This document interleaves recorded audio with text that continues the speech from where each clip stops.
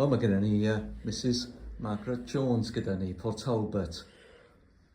Mae ofyn cwpl o gwestiynau i chi. Iawn, diolch. Beth yw'ch hoff adnod i ddechrau? Fy hoff adnod yw ar ddechrau stori y wraig wrth ffynon Jacob, a mae'n dweud buodd rhaid i Iesu deithio drwy Samaria.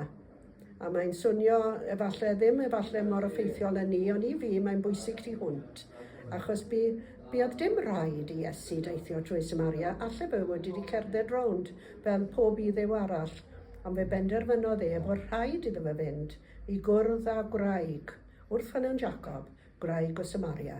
A mae'r stori mor bwysig i fi, achos fi yw'r wraig o Samaria wrth y ffynon. Menyw, cyffredin, llwm, fi yw hi. Arbennig. Gofyn i chi hefyd am eich hoff Emyn?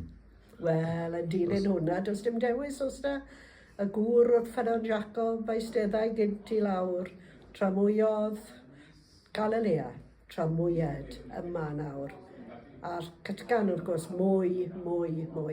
A'r Emyn dôn yw bryniau Casia. A ges i'r rhaid o fynd i'r bryniau unwaith a gofio byth mor profiad. Felly dyna fy hoff Emyn. Wel, i'r dim. Diolch o galon i chi ac un cwestiwn yn ôl, os yn bosib. Ia. Heblaw am y crwys, beth yw'ch hoff gapel neu eglwys yn Nghymru?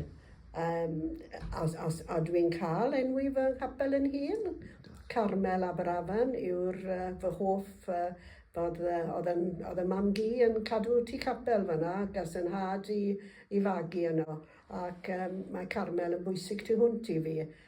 Ac nid wedi heddi achos Carmel yw cartref Banc Bwyd Port Talbot. A fi'n ymfalchio yn hwnna, ac am yfrydu yn hwnna trwy'r amser. Wel, diolch o galon i chi am ddweud cymaint mewn ac ateb yr holl gwestiynau yma. Diolch o galon.